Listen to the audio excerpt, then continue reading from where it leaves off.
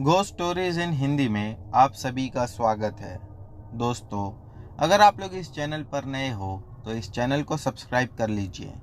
जाकर हमारी दूसरी कहानियाँ ज़रूर देखें और सुने। आप लोगों को बहुत मज़ा आएगा। साथ ही साथ डिस्क्रिप्शन बॉक्स में हमारा व्हाट्सएप का नंबर है और ईमेल आईडी का लिंक है। अगर आप में से कोई हमें अपनी कहानियाँ भेजना चाहता है तो उस लिंक पर क्लिक करके हमें अपनी कहानियाँ भेज सकता है। चलिए बढ़ते हैं हमारी आज की कहानियों की ओर। दोस्तों, हमारी आज की ये कहानी मोहित की है। तो चलिए इनकी कहानी शुरू करते हैं। मेरा नाम मोहित है। मैं नॉर्थ इंडिया के एक छोटे से गांव का रहने वाला लड़का हूँ। आज जो घटना मैं आप लोगों को बताने जा रहा हूँ, ये मेरे दोस्त के गांव की घटना है जो मेरे गांव से कुछ ही दूरी पर पड़ता है। उसका जो गांव है दोस्तों, मैं आपको बता दूं कि इंडिया और नेपाल बॉर्डर के बहुत करीब में है। उस गांव में ज़्यादा लोग भी नहीं रहते हैं। दोस्तों, ये घटना तो मुझे आज से 20-21 साल पहले पता चली थी। उसके बाद हम लोगों ने भी उस जगह पर जाने का सोचा था। मैं अभी आप लोगों को घटना बताता हूँ। ये बात है 1983 की। उस समय कहा जाता है कि जो मेरे दोस्त का गांव था बॉर्डर पर, वहाँ से थोड़ी ही दूरी पर एक छोटा सा जंगल जैसा इलाका था। दोस्तों, कहा जाता है कि उस जंगली इलाके में काफ़ी बड़ा एक महल हुआ करता था, जो कि अब तो बिल्कुल खंडर बन चुका है और लोग कहते हैं कि वो कई साल पुराना था। दोस्तों, उनका ये भी कहना था कि उस खंडर जैसे महल में बहुत सारी आत्माएं रहती है। ये घटना मेरा दोस्त बताता है कि उसने अपने पापा से सुना था। उस समय उसके पापा और उनके कुछ दोस्त थे जो इस महल के बारे में कई बार सुनते आ रहे थे। एक दिन उन लोगों ने सोचा कि क्यों ना जाकर हम खुद उस महल के अंदर देखते हैं। उस महल में क्या क्या है हमें पता चल जाएगा। दोस्तों, इसके साथ मेरे दोस्त ने बताया कि उस महल के अंदर जाने वाले 6 लोग थे। लेकिन दोस्तों, बताते हैं कि जैसे ही वो 6 लोग उस महल के पास पहुंचे, तभी ही उनमें से 2 लोगों ने कहा कि हम इस महल के अंदर बिल्कुल नहीं जाएंगे। वो महल के बाहर पहुंचकर ही काफ़ी ज़्यादा डर चुके थे और उनका ऐसा कहना था कि अगर हम अंदर गए तो क्या भरोसा, शायद दोबारा जिंदा लौटकर बाहर ना आ सकेंगे। इसी वजह से 2 लोग वहीं पर रुक गए। बाकी 4 लोगों ने ये प्लान बनाया कि हमें महल के अंदर कैसा जाना है और लौटकर कितनी देर में वापस आना है। सब कुछ प्लान के अकॉर्डिंग ही होना था। 4 दोस्त महल के अंदर चले गए। जब अंदर गए तब शुरू में तो उन्हें कुछ भी ना ही दिखाई दिया ना महसूस हुआ। दोस्तों, जैसा कि मैंने आप लोगों को कहा था कि महल काफ़ी पुराना था, तो उसकी कई सारी दीवारें बुरी तरह से टूट चुकी थी और दीवारों के ऊपर का रंग भी पूरी तरह से खत्म हो चुका था। अब उस महल की दीवारें काली रंग की थी और अंदर काफी ज्यादा कचरा था। सूखे पेड़ पौधे के पत्ते भी अंदर पड़े हुए थे। अंदर से चूहों के भागने की और उनकी आवाज बिल्कुल साफ सुनाई दे रही थी। इसी के साथ महल के अंदर घुसने के बाद सामने एक बड़ा सा मकड़ी का जाला भी दिख रहा था। उनमें से एक दोस्त कहने लगा कि यार, इस महल में तो शायद ही कोई आता होगा, और हंसते हुए कहने लगा, इतना गंदा महल है, इस महल में क्या सच में आत्माएं रहती होगी। उसका ये कहना था कि एक जोर का हवा का झोंका आया और उसी दोस्त को हवा में ऊपर उठाकर नीचे जमीन पर पटक दिया। इसके बाद वहां पर कुछ बच्चों की आवाजें सुनाई देने लगी। ऐसा लगा कि बहुत सारे बच्चे आपस में या तो बात कर रहे हैं या किसी खिलौने के लिए शायद झगड़ा कर रहे हैं। और जो दोस्त हवा में उड़कर गिरा था, वो कह रहा था कि यहाँ पे कोई अदृश्य शक्ति है जिसने मुझे हवा में उठाकर फेंकी है। मेरी बात मानो, यहाँ से अभी इसी वक्त निकल चलो। लेकिन जितने भी लोग थे वो लोग इस बात को मानने को तैयार नहीं थे। उनको यूं लग रहा था कि वो या तो मजाक कर रहा है या तो बस ये कोइंसिडेंस है। परंतु उनका दोस्त बार बार यही कह रहा था कि मेरे साथ सच में ऐसा ही हुआ है।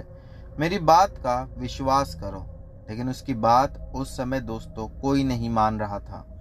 अब ये लोग आगे बढ़ने लगे और उनका जो दोस्त हवा में उड़कर गिरा था वो कहने लगा कि मैं यहाँ से एक कदम भी आगे नहीं जाऊंगा। वो काफी ज्यादा डरा हुआ था और जब वो महल के बाहर आने का सोच रहा था तब महल का दरवाजा खुल ही नहीं रहा था। अब वो अंदर ही अंदर काफी ज्यादा परेशान था कि मैं यहाँ से खुद की जान बचाकर बाहर कैसे निकलूं। वो महल के दरवाजे को खोलने की कोशिश कर रहा था और अंदर से आवाज लगा रहा था। बाकी जो 3 दोस्त थे उन्होंने कहा कि दरवाजा जाम हो गया है, चल हम भी तेरी मदद करते हैं। जब वो तीनों ने खोलने की कोशिश करी तो महल का दरवाजा एकदम से खुल गया और उनमें से उनका जो दोस्त था जो उड़कर गिरा था वो बाहर आ गया। लेकिन 3 दोस्त अब भी उन्हें अंदर घूमकर देखना ही था। उनके वो दोस्त ने उन्हें कई बार कहा भी कि मेरी बात मानो और अंदर मत जाओ, लेकिन उन्हें मानना ही नहीं था। जब वो तीनों अंदर चले गए और कुछ समय के बाद उनके साथ एक और दुर्घटना घटी। हुआ कुछ ऐसा कि महल में अंदर घुसते समय 2 सीढ़ियां थी। एक बाई ओर से ऊपर की तरफ जा रही थी और थोड़ा आगे जाने के बाद एक दाई ओर से सीधा जा रही थी, जो कि वो भी ऊपर की ही तरफ थी। लेकिन दोस्तों जो अगली वाली सीढ़ियां थी वो सिर्फ और सिर्फ एक दरवाजे पर जाकर खत्म हो जाती थी और बाकी जो पहले उन लोगों ने बाई ओर सीढ़ियां देखा था उसे देखकर समझ में आ रहा था कि ये ऊपर जितने भी कमरे हैं ये सीढ़ियां उनकी ओर जाती है। एक दोस्त ने कहा कि ऊपर जाने से पहले क्यों ना हम उस कमरे का दरवाजा खोलकर देखते हैं, हो सकता है कि हमें उस कमरे में कुछ खास मिल जाए, क्योंकि ये सीढ़ियां सिर्फ एक ही कमरे पर जाकर खत्म हो जाती है। बाकी 2 दोस्तों को भी ये बात कुछ अजीब लगी। उन लोगों ने कहा कि ठीक है, हम वहीं से जाते हैं और ऊपर जाकर देखेंगे। वो तीनों ही उसी सीढ़ियों के ऊपर चढ़कर जाने लगे। दोस्तों सीढ़ियां तो लकड़ी की थी, पुरानी थी। एक दोस्त का पैर चढ़ते चढ़ते सीढ़ी टूटी और उसमें फंस गया, जिसके बाद जब उसके पैर को निकाला गया तो काफी ज्यादा खून निकल रहा था। वो लकड़ी की सीढ़ियों की छोटी छोटी ठास उसके पैर में घुस चुकी थी और इसी वजह से उसे दर्द भी काफी ज्यादा हो रहा था। लेकिन ये दोनों अब रुकना नहीं चाहते थे। जब ऊपर उस कमरे के पास गए और उस कमरे का दरवाजा खोलने की कोशिश की तो कमरे का दरवाजा जाम पड़ा था, वो तो खुल ही नहीं रहा था। दोनों दोस्त पूरी ताकत से कमरे के दरवाजे को धक्का देने लगे और 5 से 10 मिनट के बाद वो दरवाजा खुला नहीं बल्कि टूटकर जमीन पर गिर गया और एक जोर की आवाज आई, जिसके बाद वो दोनों का मन भी डर से बैठ गया था। वो दोनों दोस्त अपने तीसरे दोस्त को उस कमरे के दरवाजे के पास बिठाकर अंदर चले गए। कमरा अंदर से काफी बड़ा था और जैसे ही उस कमरे में घुसे कि उस कमरे से कुछ स्मेल्स आने लगी। वो स्मेल बहुत अजीब थी, कभी खुशबू आती तो कभी बदबू। सामने उन्हें कुछ दिखाई भी दे रहा था। ऐसा लग रहा था जैसा कि बहुत सारा सामान शायद किसी राजा या महाराजा का उसी कमरे में लॉक किया गया था। जब वो लोग उसके और करीब गए और जाकर वो बड़ी सी पेटी पर हाथ मारा उनके एक दोस्त ने, तो वो जोर से चीख उठा। उसका कहना यह था कि इस पेटी पर हाथ रखते ही ऐसा लगा कि किसी ने मेरे हाथ पर जोरों से करंट का झटका दिया हो। दूसरे दोस्त को लगा कि हो सकता है ये भी कोइंसिडेंस होगा। उसने जब हाथ रखा तो सेम झटका उसे भी पड़ा। अब कहीं ना कहीं उन दोनों की ये बात समझ में आ चुकी थी कि इस पेटी में कुछ तो गड़बड़ है, लेकिन इसे खोला कैसा जाए। दूसरा दोस्त दिमाग लगाते हुए कहने लगा कि हो सकता है इसमें सच में करंट दौड़ रहा हो, क्यों ना हम लकड़ी की सहायता से इस पेटी को खोलते हैं। और जो दूसरा दोस्त था वो ये कहकर कमरे से बाहर चला गया। और दोस्तों वैसे भी आपको याद ही होगा कि सीढ़ी चढ़ते समय वो लकड़ी की सीढ़ी टूट चुकी थी, उसका एक टुकड़ा भी नीचे जमीन पर गिरा हुआ था। उस महल में बहुत अंधेरा था। दोस्त उनका उस कमरे से तो चला गया, लेकिन अगले 2 मिनट तक जब वो नहीं आया तो बाकी के ऊपर जो दो दोस्त थे वो चिल्लाने लगे, लेकिन उसका कोई जवाब नहीं था। समझ में नहीं आ रहा था कि ये क्या हो रहा है। और फिर एक जोर से उसी महल में चीख गूंज उठी। उन्हें ये समझने में बिल्कुल देरी नहीं लगी कि ये हमारे दोस्त की ही चीख थी। दोनों ही जल्दी जल्दी नीचे आए। जो दूसरा उनका दोस्त था, जिसके पैर में चोट लगी हुई थी, वो एक पैर से लंगड़ के चल रहा था। और दोनों ही जब उस जगह पर पहुंचे तो उन्होंने देखा कि उसके दोस्त के शरीर में बड़े बड़े कीले ठुके हुए थे, और एक बड़ा सा कीला जो लगभग 1 फीट जितना होगा, वो उसके गले के आर पार ठुका हुआ था। वो कीला इस तरीके से ठुका हुआ था जैसा जमीन में उसे गाड़ दिया गया हो। ये देखकर उनकी चीखें निकल गई और वो जोरों से चीखने चिल्लाने लगे। वो अब समझ चुके थे कि भूत प्रेत का तो पता नहीं, लेकिन यहाँ पर जरूर कोई ऐसे लोग हैं जो हमें मार देना चाहते हैं। उसके बाद वो लोग वहां से भागने के लिए मेन डोर तक आए और मेन डोर को खोलने की पूरी कोशिश की, लेकिन वो मेन डोर खुलने को तैयार ही नहीं था। दोस्तों, वो सभी लोग उस महल के अंदर से जोरों से आवाज लगाने लगे बाहर की ओर, लेकिन बाहर खड़े दोस्तों को उनकी आवाज सुनाई ही नहीं दे रही थी। जो टूटी फूटी कांच थी उस महल की ग्राउंड फ्लोर की, वो लोगों ने कुछ सामान उठाकर उस कांच की खिड़की पर मारा, जिसके बाद खिड़की का कांच का टुकड़ा टूटकर दूसरी साइड गिरा और वो लोग फिर वहां से खड़े होकर चिल्लाने लगे, जिसके बाद उनके दोस्तों को आवाज सुनाई दी। कहा जाता है कि वो जो कांच का टुकड़ा जहां पर टूट कर गिरा, दोस्तों एक अजीब बात जो थी वो ये कि सबने देखा कि टुकड़े के गिरते ही उस जमीन के पास से काला पानी निकलने लगा और ऐसा लग रहा था कि नीचे किसी ने कुछ बिछा रखा हो जो हमें दिखाई नहीं दे रहा। इसके बाद वो लोग अपने दोस्तों से कहने लगे कि तुम एक काम करो, जल्दी जल्दी खिड़की से कूद कर बाहर आओ। जितने थे वो सब के सब उसी खिड़की से कूद कर बाहर आने लगे। वो जो काला और गंदा पानी था वो उनके भी शरीर को लगा।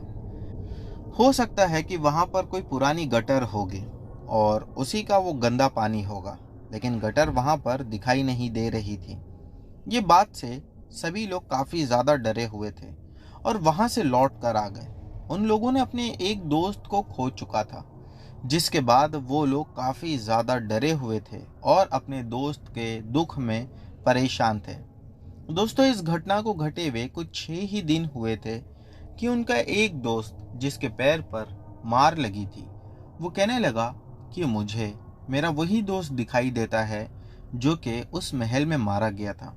उसका कहना यह था कि वो दोनों हाथों का इशारा करते हुए मुझे अपनी ओर बुलाता है और कहता है कि यार आके तू मुझे बचा ले। ये बात बाकी के जितने दोस्त थे उन्हें कुछ अजीब लगी। वो कहने लगे कि इसके बारे में किसी से मत बोल, वरना हम भी फंस जाएंगे।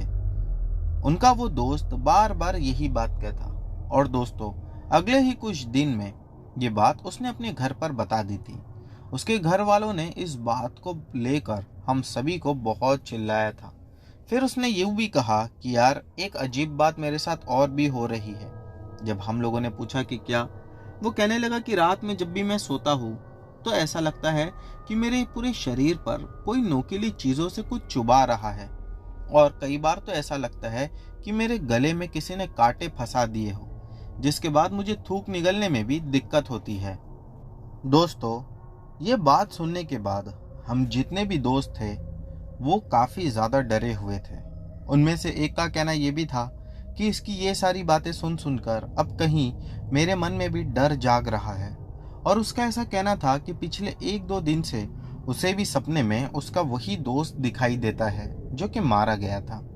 इस घटना के बाद घर वाले जो कि पहले दोस्त के थे, यानी जिसने घर पर ये सारी बात बताई हुई थी, उनमें से एक आदमी कहने लगा कि एक काम करते हैं, हम इसे लेकर दोबारा उस घर के पास जाते हैं, शायद हमें कुछ और चीजें पता चल जाए। वो लोग 8 से 10 लोग रात का अंधेरा होने के बाद में उस महल के पास पहुंचे ताकि ये बात किसी को नहीं पता चले। जब वहां पर जाकर उन्होंने देखा तो उनके पैरों के नीचे से जमीन खिसक गई थी, क्योंकि जिस जगह पर उनके दोस्त को कीले गाड़ कर मार दिया गया था दोस्तों, अब वहां पर डेड बॉडी नहीं बल्कि उनके दोस्त का सिर्फ कंकाल बचा हुआ था और उसमें से बहुत गंदी बदबू आ रही थी। सोचने वाली बात यह थी कि इतने कम दिन में उसके शरीर का सारा मांस कहाँ चला गया था। ये बात अंदर तक वहां के लोगों को डरा कर रख दी थी। उन लोगों ने उस कंकाल को हटाने की या यूं कहिए कि निकालने की कोशिश की, लेकिन जो कील गड़ी हुई थी कंकाल में वो इतनी मजबूत थी कि उससे कंकाल बिल्कुल भी नहीं हिल रहा था। वो लोग सभी उस जगह को छोड़कर लौट आए और ये बात अपने ही पास के मंदिर के पुजारी जी से कही। पुजारी जी ने कहा कि इसके ऊपर से झाड़ फूक करेंगे तो सब ठीक हो जाएगा, लेकिन झाड़ फूक हो जाने के बाद में भी उसे उसका दोस्त दिखाई देता था। उसका ये कहना था कि खासकर जब भी वो सूरज डूबने के बाद अपने घर की छत पर जाता है तब उसे यूं महसूस होता है कि उसका दोस्त पहले तो उसे हाथ देकर अपनी ओर बुला रहा है और मदद मांग रहा है, और जब ये उसके करीब नहीं जाता है तो वो खुद ही उसके सामने जमीन पर गिरता है और तड़पने लगता है। ऐसा लगता है कि जैसा उसे फीट आ गई हो। ये बात जब उसने सभी को बताई हुई थी तभी एक दिन उसी के घर के एक मेंबर ने उससे कहा कि ठीक है, आज मैं भी तेरे साथ छत पर चलूंगा और हम आज छत पर लेट नाइट जाएंगे। उस समय 9:30 बजे के आसपास वो दोनों ही छत पर गए। दोस्तों, छत पर जाते ही उसने कहा कि वो देखो सामने ही मेरा दोस्त बैठा हुआ है, लेकिन जो उसके साथ में उसके घर के मेंबर्स थे उन्हें उस छत पर कोई भी दूर दूर तक दिखाई नहीं दे रहा था। इसी के साथ उसका ये कहना था कि अब वो मेरे करीब आ रहा है। दोस्तों, उनके फैमिली मेंबर्स में से एक का ये कहना था कि जब उसने कहा कि वो मेरे बिल्कुल करीब आ चुका है तब हमने भी कुछ ऐसा महसूस किया जो आज से पहले कभी महसूस नहीं किया था। ऐसा लगने लगा कि सच में कोई हमारे ठीक सामने खड़ा है और वो हमें घूर रहा है। बहुत ज़्यादा नेगेटिव वाइब्स वहाँ पर फील होने लगी। उसी के साथ उनके घर की एक महिला थी जो कि उस समय प्रेग्नेंट थी। वो नीचे से ज़ोर से चीख मारी क्योंकि उसके पेट में अचानक से दर्द होने लगा और सभी लोग जल्दी जल्दी नीचे उतरने लगे।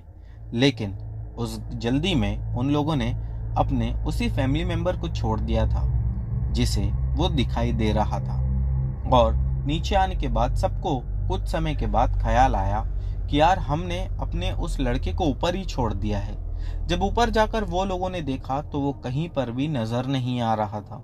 घर वाले इस बात से काफी ज्यादा डरे हुए थे कि एक ने कहा हो सकता है वो नीचे कहीं बाहर चला गया होगा, लेकिन बाहर भी वो कहीं नहीं था। फिर अगले दिन उसे गांव में बहुत जगह ढूंढा गया। एक ने कहा कि क्यों ना उसी महल में जाकर हम देखते हैं। जब अगले दिन रात में सभी लोग मिलकर उस महल में गए तो उन लोगों ने देखा कि ये लड़का भी ठीक उसी जगह पर मरा पड़ा था जहां पर इसके दोस्त के शरीर में कील गाड़ी गई थी, और इसकी लाश एक ही दिन में बुरी तरह से सड़ गई थी। जो उसकी पहचान हुई थी वो उसके कपड़ों की वजह से हुई। दोस्तों, बस इसके बाद में वो घर के सभी लोग वापस आए और बहुत रोने लगे क्योंकि उसकी लाश को भी वहां से निकालने की सभी लोगों ने बहुत कोशिश की थी, लेकिन वो बिल्कुल नहीं हिली। शायद उनके नसीब में उनके उस फैमिली मेंबर का अंतिम संस्कार भी नहीं था। घर में कई दिनों तक मातम रहा। फिर दोस्तों, इन्हीं 4 दोस्तों में से जो उनका एक दोस्त था जो कह रहा था कि अब डर की वजह से मुझे भी महसूस होता है कि वो कहीं ना कहीं मुझे अपने पास बुला रहा है। अब यही नाटक उसका शुरू हो चुका था। उसे भी कई बार वही दोस्त दिखाई देने लगे थे। अब तो उसका ये भी कहना था कि मुझे एक नहीं बल्कि दोनों ही दोस्त दिखाई देते हैं। इस घटना से वो भी बहुत ज़्यादा डरा हुआ था। लोगों ने उसे बचाने की कई कोशिश की। फिर एक आदमी के बारे में पता चला जो जंगल में रहता था और वो झाड़ फूक का काम जानता था वो काफ़ी अच्छे से।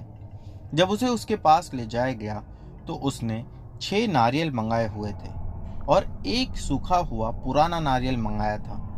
ये 7 नारियल जब उसके पास ले जाकर रखे तब उसने पता नहीं क्या क्रिया किया, जिसके बाद उसने कहा कि उसमें जो आत्माएं रहती है वो कई साल पुरानी है, लेकिन अभी जो तुम्हारे बच्चे को परेशान कर रही है वो कोई और नहीं बल्कि इन्हीं दो दोस्तों की आत्माएं हैं। फिर उन्होंने जो क्रिया करनी थी वो करने के बाद उस सूखे नारियल को जला दिया। दोस्तों, वो सूखा नारियल जलते ही बहुत गंदी वहां से बदबू आने लगी, जिसके बाद उन्होंने कहा कि इसे ऐसे ही जलते हुए छोड़कर यहाँ से चले जाना ही ठीक होगा। सभी लोग वहां से चले गए। जब दोस्तों अगले दिन वहां पर आकर देखा गया तो उस नारियल के आसपास बहुत सारे कीड़े मकोड़े मरे हुए थे। उनका कहना यह था कि अब जो कुछ भी था वो चला गया, अब तुम्हें कभी दिक्कत नहीं होगी। लेकिन वो दोस्त इस घटना के बाद इतना ज्यादा डर चुका था कि वो अपना गांव छोड़कर दूसरी जगह जाकर रहने लगा। दोस्तों, मेरा नाम मोहित है। ये घटना जब मुझे पता चली थी 2002 के करीब, तब मैंने अपने दोस्त से कहा कि एक बार मुझे भी उस घर में जाकर देखना है। पहले तो वो सभी लोग मना कर रहे थे, लेकिन मेरे बहुत ज़्यादा जिद करने पर वो लोग मान गए और फिर मैं मेरे कुछ दोस्तों के साथ उसी पैलेस के पास जाकर उस पैलेस को बाहर से अच्छे से देखने लगा। आप लोगों को बताते हुए मुझे ये बात बहुत अजीब भी लग रही है कि वहां पर सचमुच इतनी ज़्यादा नेगेटिव वाइब्स थी कि जिसकी हद नहीं। साथ में ही जब मैं उस पैलेस के दरवाजे के पास पहुंचा तब ऐसा लगा कि उस पैलेस के दरवाजे के आर पार कोई तो शक्ति थी जो बाहर आकर मेरे कान में ये कह गई कि अंदर मत आना। ये मेरे कान में जैसे ही आवाज आई, मैं उस दरवाजे से 2 कदम एक झटके से पीछे हटा और उसके बाद ये सोचने लगा कि आवाज जो आई है शायद यही चेतावनी है और मेरा जाना भी ठीक नहीं होगा। मैं इसीलिए वहीं पर बिल्कुल रुक गया। मेरे जो बाकी के दोस्त मेरे साथ थे, मैंने उनसे कहा चलो अब लौट चलते हैं, क्योंकि दोस्तों मैं इन सब बातों पर विश्वास करता हूँ और मैं ये भी जानता था कि अगर ये चेतावनी के बाद में भी मैं अंदर गया तो मेरे साथ बहुत बुरा होगा।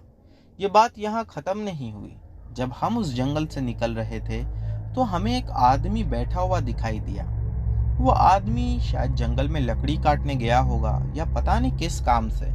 उसके कपड़े भी काफ़ी मैले थे और बराबर से कपड़े भी पूरे उसने पहन नहीं रखे थे। वो आदमी हमें देखकर कहने लगा, गलती से भी उस महल में जाने की दोबारा कोशिश नहीं करना। मैं वहीं रुककर उसे देखने लगा। मैंने मेरे दोस्त से कहा कि इसे कैसे पता हम महल के अंदर जाने आए थे। मेरा दोस्त कहने लगा, अरे इतना ध्यान मत दे यार, हम अभी महल की ही साइड से तो आ रहे हैं, तो कोई भी पहचान सकता है। वो आदमी जहाँ खड़ा हुआ था वहाँ से कुछ कदम और आगे आया। फिर उसने दोबारा कहा कि अगर तुम लोग उस महल में गए तो उसमें जाने के बाद तुम सबकी मौत निश्चित है। ये सुनकर मेरे तो रोंगटे खड़े हो गए। मैं मेरे दोस्तों से कहा कि चलो अब यहाँ से निकलते हैं। दोस्तों, हम तो वहाँ से निकल कर आ गए। फिर कहा जाता है कि कुछ साल के बाद लगभग 2009-10 के आसपास उस महल की जगह को पूरी तरह से तोड़ दिया गया और वैसे भी वो जंगल के अंदर बना हुआ था, तो अब उसे पूरी तरह से मैदान में बदल दिया गया। कहा जाता है कि आज भी जो जंगली जानवर है उस जंगल के रहने वाले वो उस मैदान के पास नहीं आते हैं। दोस्तों, ऐसा कई बार देखा गया है और सुना गया है कि जानवरों को आत्माएं दिखाई भी देती है और वो लोग उनकी आवाज़ें भी सुन पाते हैं। शायद यही एक सबसे बड़ा रीज़न है कि उस मैदान के पास जानवर भी जाने से डरते हैं। तो दोस्तों, ये थी मोहित जी की कहानी। बढ़ते हैं हमारी अगली कहानी की ओर। दोस्तों, हमारी अगली कहानी रश्मि की है। चलिए इनकी कहानी शुरू करते हैं। मेरा नाम रश्मि है। आज जो घटना मैं आप लोगों को सुनाने जा रही हूँ ये मेरे ही साथ घटी थी। बात है 2016 की। मेरी शादी 2015 नवंबर में हुई थी और 2016 के दिसंबर तक मेरा एक छोटा सा बच्चा था। मैं, मेरे हस्बैंड और मेरा बच्चा, हम तीनों ही एक नई जगह पर शिफ्ट हुए थे। बात कुछ ऐसी थी कि मेरे हस्बैंड की जो जॉब थी वहाँ से उन्हें दूसरी जगह शिफ्ट किया गया था। इसी वजह से हम सभी लोग उन्हीं के साथ उन्हीं की कंपनी की एक दूसरी ब्रांच के पास में घर लिए थे रेंट पर। वहाँ पर हम लोगों को रेंट काफ़ी कम था, यानी कि जहाँ पहले हम लोग 15 से 20 हज़ार रुपया पर मंथ रेंट देते थे, वहीं पर हमें 9 हज़ार रुपया महीने का रेंट भरने के लिए आता था। हम सभी उस जगह पर जाकर रहकर काफ़ी ज़्यादा खुश थे। उसका एक सबसे बड़ा रीज़न ये था कि वो जगह का रेंट कम था और वो जगह काफ़ी अच्छी थी।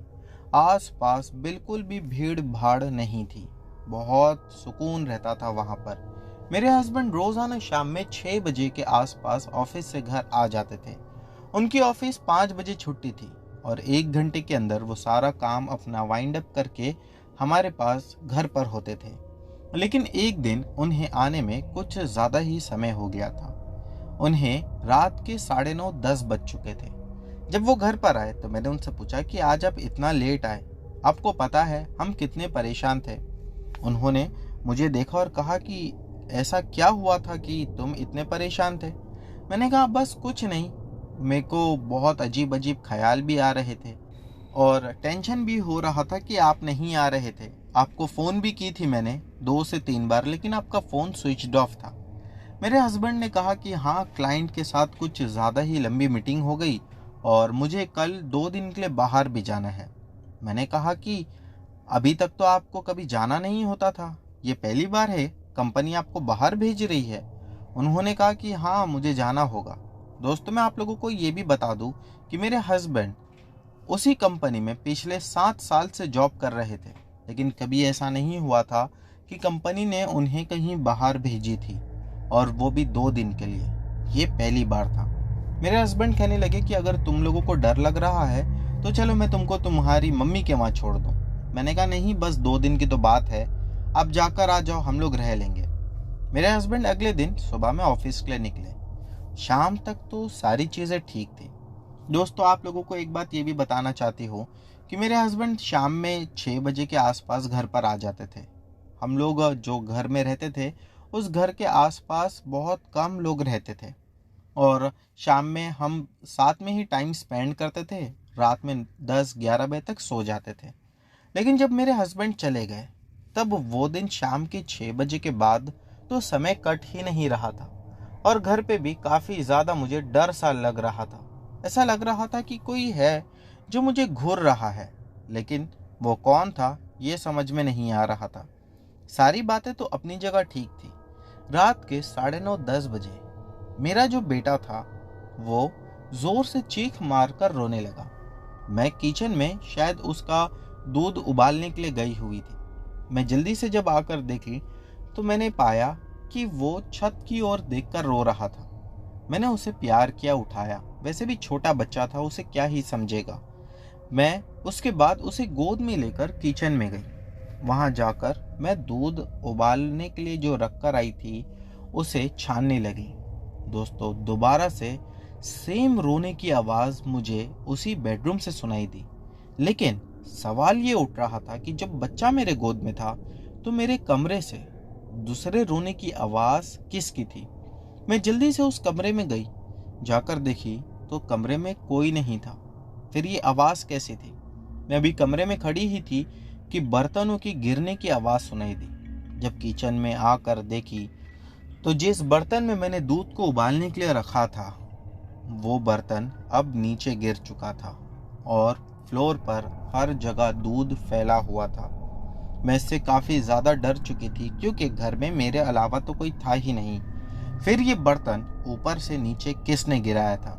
मैं भी वहाँ पर खड़े होकर सोच ही रही थी कि अगले ही पल में जो हमारे घर की विंडो थी उसमें से एक आवाज़ आई। वो आवाज़ ऐसी थी जैसा कि कोई बाहर से विंडो को नॉक कर रहा है। सवाल ये था कि मेरा घर तो 2nd फ्लोर पर था, फिर बाहर से विंडो कौन कैसे नॉक कर सकता था? मैं धीरे धीरे डरते डरते अपने बच्चे को गोद में लेकर जैसे ही उस विंडो के पास पहुंची तो मुझे दोबारा वैसी ही रोने की आवाज़ मेरे बेडरूम से सुनाई दी। मैं परेशान थी कि अब मैं बेडरूम में जाकर चेक करूं या विंडो खोलकर चेक करूं। मैं अकेले काफ़ी डर रही थी, इसीलिए मैंने विंडो को खोलकर चेक करना ठीक नहीं समझा। और बेडरूम में जाकर जब मैंने देखा तो पाया कि एक छोटा बच्चा वहाँ पर रेंग रहा था। मैं बहुत ज़्यादा आश्चर्यचकित रह गई कि ये बच्चा किसका है और ये अचानक से घर में कैसे आ गया। दोबारा दोस्तों इसके बाद विंडो पर नॉक नॉक की आवाज़ सुनाई दी। मैं जाकर जब विंडो को खोली तो देखा कि बाहर कोई नहीं था, और दोबारा जब बेडरूम में आकर देखी तो इस बार बेडरूम में वो बच्चा भी नहीं था। क्या ये मेरा वहम था? लेकिन दोस्तों ये मेरा वहम नहीं हो सकता था, क्योंकि मुझे आज भी उस बच्चे के कपड़े का कलर बहुत अच्छे से याद है। उसने रेड कलर का टॉप पहना हुआ था और नीचे वाइट एंड ब्लैक कलर का लोअर पहना हुआ था। इसी के साथ साथ वो बच्चा जिस खिलौने से खेल रहा था वो खिलौना हमारे पास था ही नहीं। सवाल ये उठता है कि उस बच्चे के पास वो खिलौना आया कहाँ से था। दोस्तों इसी के साथ मैंने जितना भी दूध उस बर्तन में बचा हुआ था उसे मेरे बच्चे की दूध की बोतल में भरा, और हॉल में मैं अपने बच्चे के साथ सोफे पर लेट गई। मेरी आंख कब लग गई मुझे पता ही नहीं चला। अगले दिन जब सुबह हुई और मेरी आंख खुली तो मैंने देखा कि मेरा बच्चा मेरे बाजू में नहीं था। मैं उठकर उसे ढूंढने लगी कि ये अचानक से कहाँ चला गया।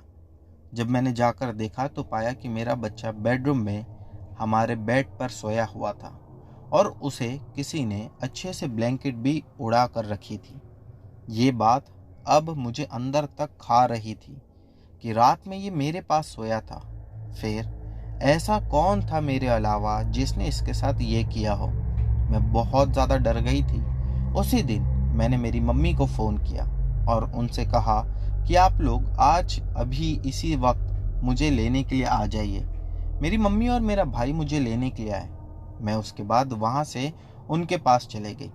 मैंने मेरे हस्बैंड को भी फ़ोन करके सारी बात बताई। उन्होंने वहीं से उसी प्रॉपर्टी एजेंट को कॉल किया और उससे काफ़ी ज़्यादा ज़ोर से चिल्लाकर बात की। तब उसने कहा कि यह घर कई समय से रेंट पर नहीं जा रहा था। इसके पीछे का रहस्य क्या है ये तो मैं भी नहीं जानता, लेकिन उसी रूम ओनर ने कहा था कि इसे कम किराए पर दे दो, और आप लोगों ने जैसे ही किराया सुना आप लोग इस घर को लेने के लिए मान गए। मेरे हस्बैंड ने उसे फ़ोन पर दोबारा चिल्लाते हुए कहा कि मैं 1 से 2 दिन में लौट आऊँगा, मुझे मेरे घर का डिपॉजिट पूरा वापस चाहिए। और फिर वो जो एजेंट था दोस्तों वो कहाँ गायब हो गया उसका भी पता आज तक नहीं चला। उसका फ़ोन भी उस दिन के बाद से बंद आने लगा। क्या पता शायद उसी ने ये फ्रॉड किया था हमारे साथ। हम उस बिल्डिंग में जाने के बाद वहाँ पर लोगों से पूछताछ करने के बाद ये पता लगा कि उस घर का जो रूम ओनर है वो इंडिया में तो रहता ही नहीं है, वो तो कहीं बाहर रहता था। दोस्तों इस घटना के बाद 1.5 साल के वो यूएस से लौटकर इंडिया आया हुआ था। हम लोगों ने जाकर उससे बात की। उसने कहा कि डिपॉजिट का जो पैसा था वो मुझ तक आया ही नहीं, लेकिन अगर आप लोगों को चाहिए तो मैं आप लोगों को अपनी जेब से भर कर दूंगा। उसने वो पैसा हमें पूरा रिटर्न किया। उस एजेंट का क्या हुआ और वो कहाँ गया ये बात तो ना रूम ओनर को पता चली और ना ही हमें। दोस्तों मैं आज आप सभी लोगों से ये कहना चाहती हूँ कि जो भी आप में से नया घर लेकर जाता है तो गृह प्रवेश से पहले ही घर में पूजा करवा लीजिए, उसके बाद ही उस घर के अंदर गृह प्रवेश करना। और दोस्तों इसी के साथ मैं आप लोगों से ये भी कहना चाहती हूँ कि कहीं पर भी सस्ते रेंट पर आप लोगों को घर मिल रहा हो या सस्ता कहीं पर घर खरीदने में मिल रहा हो तो पहले उसके बारे में पूरी तरह से जांच लीजिए, उसके बाद ही उस प्रॉपर्टी में इन्वेस्ट करना। तो दोस्तों ये थी रश्मि जी की कहानी। उम्मीद है आप लोगों को अच्छी लगी होगी। अब बढ़ते हैं हमारी अगली कहानी की ओर। दोस्तों हमारी अगली कहानी वेंकटेश की है। इन्होंने पहले भी हमारे चैनल के साथ कहानियाँ शेयर कर रखी है। चलिए इनकी कहानी शुरू करते हैं। मेरा नाम वेंकटेश है। आज जो घटना मैं आप लोगों को बताने जा रहा हूँ ये 2010 की घटना है, जो कि हमारे ही घर में हमने देखा था। ये घटना घटने के बाद हम सभी लोग इतना ज़्यादा डर गए थे कि उसके कई समय बाद तक भी हम अपनी मम्मी के पास नहीं जाते थे। अब मैं घटना पर आता हूँ। जिस जगह पर हम रहते हैं वहाँ से कुछ ही दूरी पर हमारी खेत है। उस खेत में काम करने के लिए मेरी मम्मी, पापा और हम सब ही जाया करते थे। एक शाम की बात है कि मेरे पापा घर पर नहीं थे, जिस वजह से मेरी मम्मी ने कहा कि आज खेत में मैं चले जाती हूँ। खेत में शाम के समय पानी डालना था। मैंने मम्मी को मना भी किया, लेकिन मम्मी मुझसे कहने लगी कि तेरे एग्जाम्स आ रहे हैं, तो पढ़ाई पर ध्यान दे। और इतना कहकर वो खेत के लिए निकल पड़ी। दोस्तों, वैसे तो मम्मी या पापा जो भी खेत में जाता था, पानी डालकर आने में उन्हें 2 से 3 घंटे का समय लगता था। लेकिन वो शाम से जो मेरी मम्मी गए हुए थे, उन्हें आने में रात के 12 बज चुके थे। यानी कि 12 बजे भी वो घर पर नहीं आए थे। मैंने अपने छोटे भाई से कहा कि 12 बज चुके हैं, अब तक मम्मी नहीं आए, क्यों ना हम ही खेत में जाकर देखते हैं। उसने कहा कि हाँ, हमें चलना चाहिए। फिर हम दोनों ही भाई खेत में चले गए। जब हम खेत में पहुंचे तो हमने देखा कि मेरी मम्मी उस खेत में बेहोश पड़े हुए थे। मम्मी को वहां से उठाकर हम दोनों ने घर तक लाने की बहुत कोशिश की और बहुत मुश्किलों का सामना करते हुए मम्मी को घर तक ले आए। मम्मी कुछ बोल नहीं रही थी, हालांकि घर पे आने के बाद उन्हें होश आ चुका था, लेकिन फिर भी वो एकदम शांत और एकदम चुपचाप एक कोने में बैठी हुई थी। ऐसा लग रहा था कि पता नहीं किस चीज का उन्हें बहुत ज्यादा टेंशन हो गया है। हम सभी मम्मी से कई बार बात करने की कोशिश कर रहे थे, लेकिन वो कोई जवाब ही नहीं दे रही थी। तभी मेरा छोटा भाई कहने लगा कि शायद मम्मी को किसी बात का टेंशन हो गया है, इसीलिए हमें अभी चुप हो जाना चाहिए और पापा के आने का इंतज़ार करना चाहिए। मैंने मेरे भाई से कहा कि पापा तो अगले दिन आने वाले हैं, अभी पूरी रात निकलनी बाकी है, और मम्मी को ऐसा अगर छोड़ देंगे तो हो सकता है मम्मी की तबीयत ज़्यादा ख़राब हो जाए। जब मैंने मम्मी के माथे पर हाथ लगाया तो मेरी मम्मी बुखार में जल रहे थे। मुझे बहुत चिंता हो रही थी। मैं तुरंत जाकर पड़ोसी से एक अंकल को बुला लाया। उन्होंने चेक किया मम्मी को और वो कहने लगे कि इन्हें तुरंत हॉस्पिटल में एडमिट करना होगा। और फिर उन्हीं अंकल की मदद लेकर हमने मम्मी को हॉस्पिटल में एडमिट करा दिया। जब मम्मी को हॉस्पिटल में एडमिट करवा दिया, उसके बाद भी मम्मी की तबीयत बिल्कुल ठीक नहीं हो रही थी। देखते ही देखते समय बीतता चला गया और अगले दिन शाम के 6 बजे मेरे पापा आ चुके थे। जब पापा आए और उन्हें पता चला कि मम्मी हॉस्पिटल में है, तो वो सीधा भागे भागे हॉस्पिटल पहुंचे। वहां जाने के बाद उन्होंने जब मम्मी को देखा तो वो कहने लगे कि इसकी तबीयत अचानक इतनी खराब कैसे हो गई, और हम लोग भी ये बात नहीं समझ पा रहे थे। डॉक्टर ने भी कहा कि तबीयत खराब है, मैंने दवाई दे दी है, ग्लूकोज चढ़ा दिया है, आप लोग चाहो तो इन्हें ले जा सकते हो, इन्हें अभी बेड रेस्ट की ज़रूरत है। शायद हो सकता है कि डॉक्टर को भी बीमारी समझ में नहीं आ रही हो। घर आने के बाद जब उन्हें, मम्मी को यानी कि, बिस्तर पर लिटाया गया, तब वो मेरे पिताजी का हाथ एकदम टाइट पकड़कर रोने लगी। कहने लगी कि मुझे बचा लो, मुझे कैसे भी इससे बचा लो। लेकिन वो किससे बचाने की बात कर रही थी, ये बात ना तो पापा के समझ में आ रही थी और ना ही हमारे। पापा ने कई बार मम्मी से पूछने की कोशिश की, लेकिन मम्मी इसके बाद कोई जवाब नहीं दी। बस उन्होंने आंखें अपनी बंद कर ली थी। आंखों से साइड से बस आंसू जा रहे थे। शायद हो सकता है कि मम्मी रो रही हो, लेकिन वो कुछ बोल नहीं रही थी। पापा मम्मी की ऐसी हालत देखकर वो भी रोने लगे और मन ही मन सोचने लगे कि अब मैं क्या करूं। फिर पापा ने मम्मी के घर वालों को बुला लिया, यानी कि मेरी नानी, मेरे मामा, ये दोनों ही तुरंत वहां पर आ पहुंचे। वहां उन लोगों ने जब देखा तो मेरी नानी को काफ़ी सारी बात समझ में आ चुकी थी। उन्होंने कहा कि इसे डॉक्टर की नहीं, किसी अच्छे तांत्रिक की ज़रूरत है। मेरी नानी जब ये बात मेरे पिताजी से कह रही थी, अचानक से मेरी मम्मी ने अपनी आंखें खोली और बेड पर उड़कर खड़े हो गई, मानो जैसा कि कोई पंछी हवा में उड़कर खड़ा हो जाता हो। और फिर वो नानी की ओर देखकर गुस्से में बोली कि तू आ गई, तेरे ही आने का डर था, लेकिन अब इसे कोई नहीं बचा सकता। जब मम्मी ये बात कह रही थी तब उनकी आवाज़ काफ़ी ज़्यादा जाड़ी हो चुकी थी। मेरी नानी कहीं ना कहीं जान चुकी थी, इसीलिए उन्होंने तुरंत वहाँ से पिताजी को और मामा को लिया और कमरे के बाहर आकर उस कमरे का दरवाज़ा बंद कर दिया। दोस्तों, जब मेरी नानी ने दरवाज़ा बंद किया तब मेरी मम्मी अंदर से दरवाजे को ज़ोर ज़ोर से ठोक रही थी।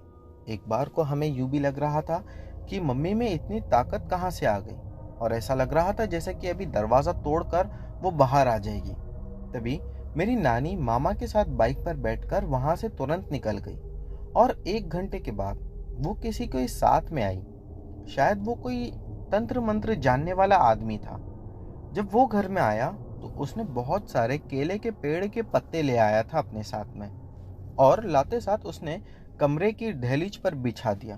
फिर कहने लगा कि अगर उसके आंग में किसी आत्मा का वास है तो ये पत्ते से हमें पता चल जाएगा। हम सब दूर खड़े होकर देख रहे थे। उसके बाद उसने कुछ पानी पर पड़कर फूका, और वो पानी उस केले के पत्ते पर फेंक दिया, जिसके बाद सारे वो पत्ते जल गए, जैसा कि मानो आग में सूखी लकड़ियां जल जाती है, और उनमें से बहुत गंदी गंध आ रही थी। मतलब ऐसी गंध शायद आज तक हमें कभी महसूस नहीं हुई थी। मेरा छोटा भाई तो वॉमिट करने लग गया था। फिर उन्होंने कहा कि इसके शरीर में जो आत्मा ने वास किया है वो बहुत ज़्यादा शक्तिशाली है, और उसका इतनी आसानी से निकल जाना ये संभव नहीं है। मेरे पिताजी तो तुरंत उसके पैर पड़ने लग गए। कहने लगे कि कैसे भी मेरी पत्नी को इस आत्मा से बचा लो। मैं नहीं चाहता कि मेरी पत्नी को वो बुरी आत्मा कोई भी नुकसान पहुंचाए। इसके बाद उस आदमी ने कहा कि आपको थोड़ा समय वेट करना होगा। थोड़ा समय मुझे ये जानने में लगेगा कि ये आत्मा कौन है और कहाँ से आई है। उसके बाद ही मैं आपकी पत्नी को इस आत्मा से बचा सकता हूँ। फिर वो कहकर मेरी ओर इशारा किया, मुझे अपने पास बुलाया। कहने लगा कि तुम्हारी मम्मी खेत में किधर पड़ी हुई थी, मुझे वो जगह बता सकते हो? मैंने कहा जी हाँ बिल्कुल। उसके साथ मैं खेत की ओर निकल पड़ा। खेत में जाने के बाद जिस जगह पर से मम्मी को उठा लाए थे हम लोगों ने, उसने वहीं पर आग लगाई और वहां पर बैठ गया। फिर वो कुछ पढ़ने लगा। लगभग 1 घंटे तक वहां पर वो कुछ पूजा जैसा करके उठा, और उसके बाद कहने लगा कि ये आत्मा कौन है मैं जानता हूँ। फिर वो हमारे ही साथ, यानी कि मैं, मेरा छोटा भाई और वो तीनों ही घर पर लौटे, और वो कमरे के दरवाजे पर खड़े होकर कहने लगा, मैं जान गया हूँ तू कौन है, और तू इसके शरीर में क्यों गई है मैं ये भी जानता हूँ। तुझे जो काम है मैं वो तेरा काम कर दूंगा, लेकिन पहले तुझे इस औरत के शरीर को छोड़ना होगा। अंदर से चिल्लाते हुए एक आवाज आई, मैं इसे बिल्कुल नहीं छोड़ूंगी, मैं इसे अपने साथ लेकर ही जाऊंगी। इतना कहने के बाद उस आदमी ने दोबारा से उसी कमरे की दहलीज पर वो पानी को जोर से फेंका, जिसके बाद अंदर से चीखने की आवाजें आने लगी। वो कहने लगा कि अगर मैं चाहूं तो अभी तुझे अपना बंदी बना सकता हूं। मैं जानता हूं तेरे साथ क्या हुआ था। इसके शरीर को छोड़ और बाहर निकल। इतना कहकर वो उस कमरे के दरवाजा को खोला और अंदर चला गया। अंदर से कुछ देर तक चीखने चिल्लाने की आवाजें आई। फिर उस आदमी के बाहर निकलने के बाद हमें यूं लगा कि अब शायद हमारी मम्मी ठीक हो गई। हमने कहा कि हमारी मम्मी से हम मिल सकते हैं। वो कहने लगा बिल्कुल नहीं, लेकिन हाँ, उसके ही पीछे उसने मेरी मम्मी को भी बाहर निकाला था। जैसे ही उस कमरे के बाहर मेरी मम्मी निकली, तब मम्मी ने घर के सामानों की ओर इशारा किया, जिसके बाद सारे सामान हवा में उड़कर एक दूसरे से टकराने लगे। पास ही में पड़ा एक चाकू मम्मी ने उठाकर अपने पेट में डालने की कोशिश की, लेकिन वो आदमी बाजू में ही था। उसने मम्मी को रोक लिया। पापा ने दूसरे हाथ से मम्मी को पकड़ लिया। फिर वो लोग वैसे ही उठाकर मम्मी को रस्सी से बांध दिए। अब वो कहने लगा कि मम्मी को ठीक उसी जगह पर ले जाना होगा जहाँ पर मेरी मम्मी वैसी बेहोश मिली हुई थी, और हम सब ने वैसा ही किया। मम्मी को वहां से उठाकर उसी खेत में लेकर चले गए। उसके बाद वो कुछ मंत्र पढ़ने लगा, जिसके बाद में मम्मी एकदम से बेहोश होकर जमीन पर गिर पड़ी। उसने कहा कि अब वो आत्मा से तुम्हारी मम्मी को मुक्ति मिल चुकी है, तुम इसे अपने घर ले जा सकते हो। हम लोगों ने वहां पर मम्मी को उठाया और तुरंत घर लेकर आ गए। जब हम आ रहे थे तब उसने पिताजी को इशारा किया कि तुम रुक जाओ। मेरे पिताजी वहीं पर रुक गए। उसके बाद पिताजी कुछ 1.5-2 घंटे के बाद घर पे आए, जब कुछ रात के 1:30 बज चुके थे। पिताजी जब घर पर आए तब वो बहुत रो रहे थे। और एक ही बात बार बार कह रहे थे कि मेरे गुनाह की सज़ा मेरी पत्नी को मिल रही है। लेकिन हम ये सोच रहे थे कि अब तो मम्मा ठीक हो चुकी है और पिताजी ने ऐसा क्या किया था। हमें समझ में नहीं आ रहा था, लेकिन बस पिताजी रो ही रहे थे। 3 दिन के बाद उस आदमी ने पिताजी को कहीं बुलवाया था।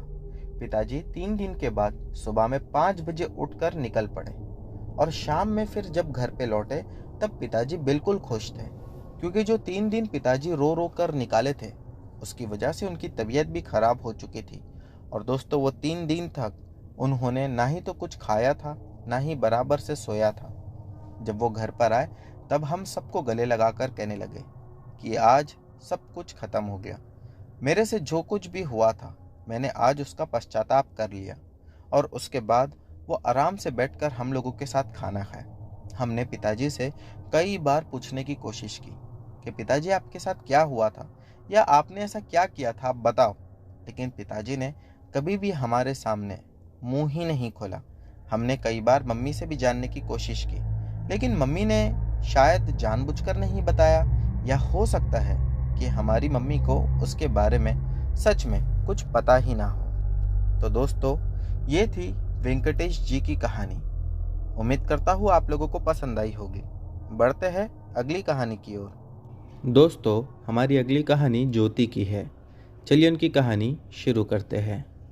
ये कहानी मुझे मेरी मम्मी ने सुनाई थी जब वो छोटी थी। तब वो खुद गांव की एक हवेली में रहा करती थी। हवेली ऐसी थी कि नीचे खाली था और ऊपर मम्मी नाना नानी रहते थे। उस हवेली के नीचे वाले एरिया में एक बाबा की आत्मा थी जो कि वहाँ पर दिया जलाती थी। और कहा जाता था, बल्कि माना भी जाता था, कि वो एक एक करके सबका नाम बुलाया करती थी। जो भी अपना नाम सुनकर उस बाबा की आत्मा को जवाब देता तो उसकी मौत हो जाती। एक ऐसी ही घटना हमारे घर में घटी। एक बार उस आत्मा ने मेरे नाना का नाम ले लिया और उन्होंने उसे जवाब भी दे दिया। उसके बाद मेरे नाना बीमार रहने लगे और फिर वो मर गए। उसके बाद मम्मी और नानी ने वो हवेली छोड़ दी। तो दोस्तों, ये थी हमारी आज की सभी कहानियाँ। उम्मीद करता हूँ कि आप लोगों को पसंद आई होगी। दोस्तों, इनमें से जो भी कहानी आप लोगों को अच्छी लगी हो उसके बारे में नीचे कमेंट सेक्शन में लिखना मत भूलना। चैनल पर नए हो तो बिना सब्सक्राइब किए मत जाना। मिलते हैं हमारी अगली वीडियो में।